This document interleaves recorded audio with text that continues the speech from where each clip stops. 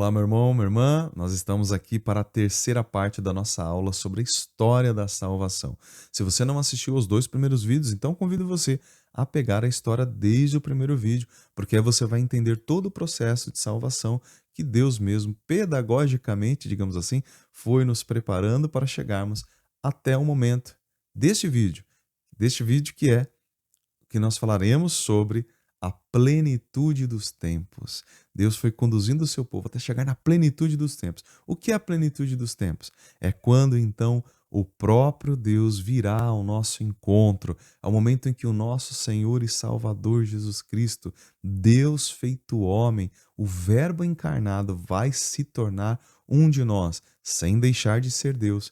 Ele vai vir, vai se encarnar, vai se revelar à Virgem Maria e vai fazer esta proposta da encarnação através do arcanjo São Gabriel. Quando o arcanjo São Gabriel aparece para Nossa Senhora e diz: Ave cheia de graça, o Senhor é contigo. E aí ele vai dizer o plano de salvação. Deus quer se encarnar em você, Maria. Então Nossa Senhora vai dizer o sim. Faça-se em mim segundo a sua palavra. Eu sou escrava do Senhor. Que tudo que tiver que acontecer comigo, que aconteça. Então Deus vai se encarnar no ventre da Virgem Maria e ele vai ser gerado ali. Não criado, vai ser gerado no ventre da Virgem Maria.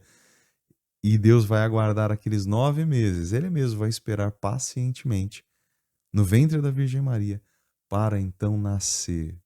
Naquela noite sagrada, a noite de Natal, o próprio Senhor vai nascer em Belém.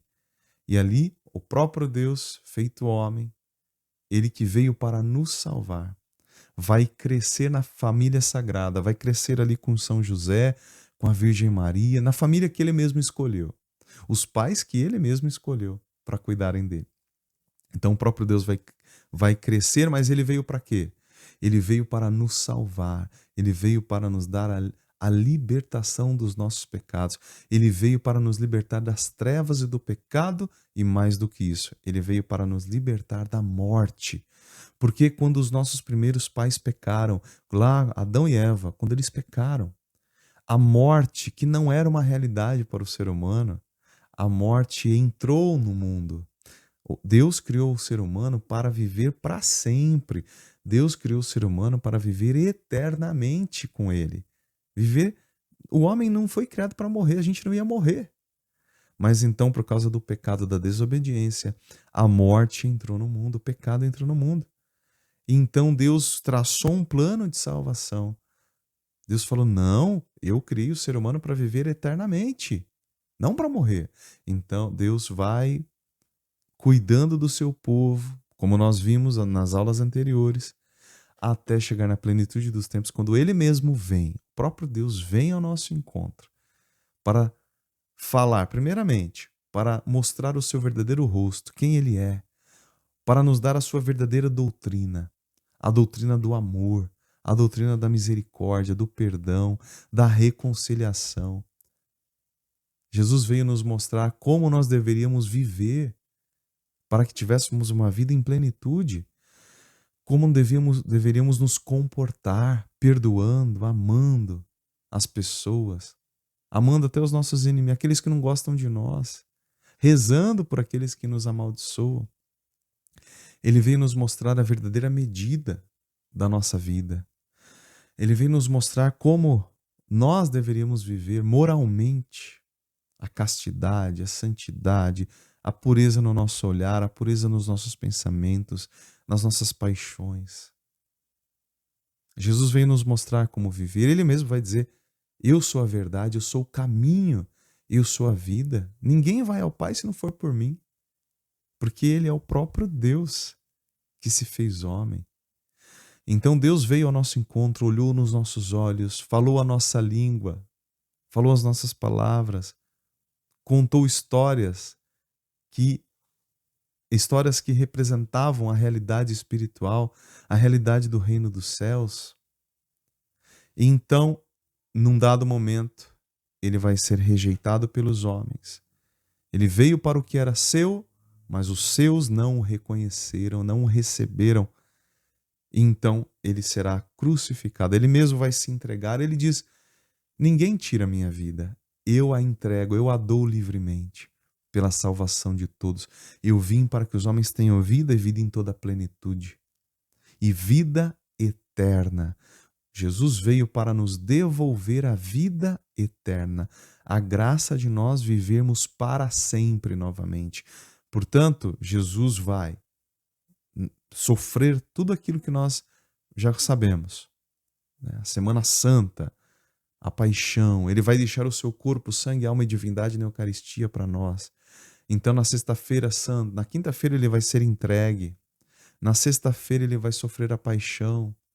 No alto da cruz, Jesus vai fazer o quê? Vai levar sobre si, sobre o seu corpo, em forma de golpes, de escárnio, de humilhação, todo aquele sofrimento que ele vai passar. Cada golpe, cada blasfêmia, são os nossos pecados sendo levados sobre ele, que é o Cordeiro de Deus. O Cordeiro que vai tirar todo o pecado do mundo. Jesus leva sobre si todos os nossos pecados, as nossas enfermidades. Ele levou sobre si as nossas enfermidades. Por suas feridas nós fomos curados, né? A condenação que pesava sobre nós pesou sobre ele, e por causa das suas chagas nós fomos curados e fomos salvos e fomos libertados da morte. E aí Jesus, quando dá o seu último suspiro na cruz, o véu do templo se rasga de alto a baixo. E a eternidade se abre novamente para nós. Deus abre as portas do céu novamente para nós.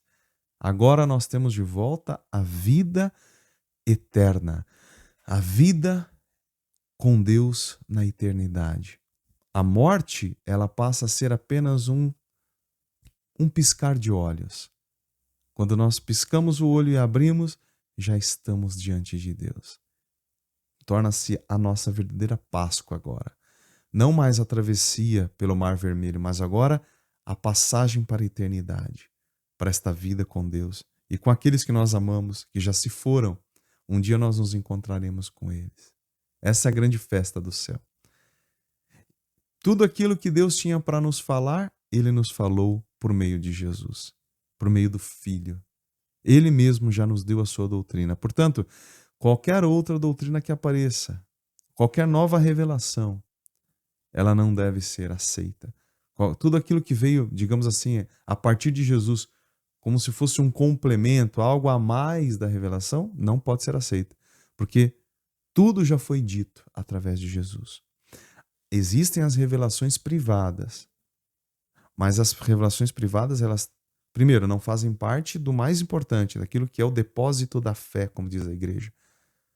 Mas elas são avaliadas pela igreja e elas só são aceitas quando apenas acrescentam, não acrescentam algo além do que Jesus falou, mas, digamos assim, nos ajudam a melhor viver aquilo que Jesus revelou para nós, aquilo que Jesus já nos ensinou. Então, se você quer a verdade, meu irmão, minha irmã, a verdade está nos evangelhos, porque o próprio Deus falou ali tudo o que ele tinha para nos falar. E é claro, depois vieram as cartas dos apóstolos, os outros livros, e é claro, tudo aquilo que a igreja foi compreendendo ao longo dos tempos, porque o próprio Jesus falou: eu tenho muitas coisas ainda a dizer para vocês, mas vocês não são capazes de entender. Quando o Espírito Santo vier, ele vai conduzindo vocês à verdade plena. Então a igreja entendeu que, digamos que Jesus nos deu a revelação ainda como uma semente. Ao longo do tempo, essa semente iria se desenvolvendo e a igreja iria compreendendo tudo que a revelação tem a nos dizer. E iria, por meio da teologia, do estudo, da tradição da igreja, da transmissão oral da palavra de Deus, a igreja iria compreendendo através dos seus santos, através dos bispos da igreja, através do magistério, né? A igreja iria compreendendo o que Jesus quis dizer ao longo da história. Tá? Então o evangelho é o que? A semente. A igreja foi compreendendo aos poucos. O Espírito Santo foi explicando para a igreja aquilo que Jesus tinha dito. Então, essa é a história da nossa salvação.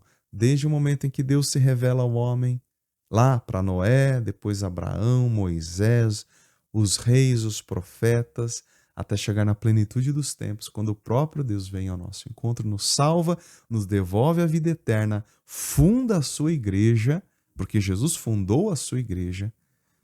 Pedro, tu és Pedro, e sobre esta pedra eu edificarei a minha igreja. Portanto, Jesus fundou sim uma igreja, que é o que nós vamos ver. Nós estamos só no começo. Nós vamos ver que Jesus sim fundou uma igreja, a minha igreja, e as portas do inferno jamais vão vencê-la. Certo? E isso a gente vai ver ao longo do nosso curso, ok? Então, em resumo, meus irmãos, esta é a história da nossa salvação, tá certo? Bom, se você não é inscrito no nosso canal, se inscreva aqui, deixa um comentário, deixa uma curtida, espalhe esta boa nova para mais pessoas, para que, como eu já falei, o catecismo da igreja possa ser cada vez mais conhecido. E vocês estão vendo, o catecismo da igreja se baseia nas Sagradas Escrituras. Então tem um povo doido por aí que diz, né? Não, a igreja está inventando história, a igreja inventou isso aí. Não, tudo isso é a teologia, é o que a igreja nos 2000 anos entendeu da revelação do próprio Jesus. Tá? Então não é invenção da igreja não, como dizem alguns por aí. Bom, que o Senhor então nos abençoe em nome do Pai, do Filho e do Espírito Santo. Amém, meu irmão. Fique com Deus e até o nosso próximo encontro.